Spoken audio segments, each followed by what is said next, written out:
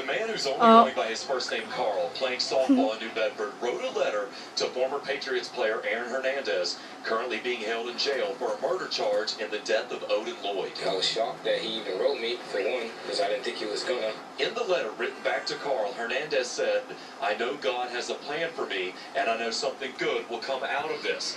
Carl said he wrote the letter because he thinks a jury, not public opinion, should decide whether or not Hernandez is guilty. I was just a fan, and I looked up to him and when he played and stuff like that, and I ain't ready to judge him like I don't think anybody should. Carl says he doesn't have the letter and he didn't sell it, but wouldn't explain how the letter got to a memorabilia store in Saugus that then sold the letter to TMC. What everybody's hearing is not true. It wasn't that the letter got took and it was to make money, because it didn't happen like that. And I just want everybody to know that, because I've been reading a lot of things like, oh, he's a sellout and this and that, but no one knows the true story, so. Also in the letter, Hernandez seems to believe he'll play football again, writing, "Can't wait to sign this again when I'm playing again and prove all the haters and talkers wrong."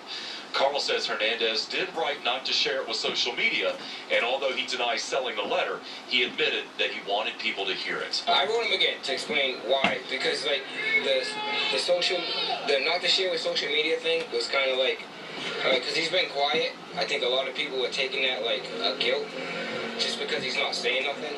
So by him writing that, I just wanted other people to see like a different side of him, like he's not being quiet and he's not guilty. Now, Karl did serve time in the same jail that Aaron Hernandez is currently being held in. The memorabilia store says it sold the Hernandez letter to TMZ for somewhere between $10,000 and $20,000. Karl says they sold it for $18,000. Live in New Bedford, Brandon Gano, 7 News 19. New details now about the inmate accused of shooting a deputy.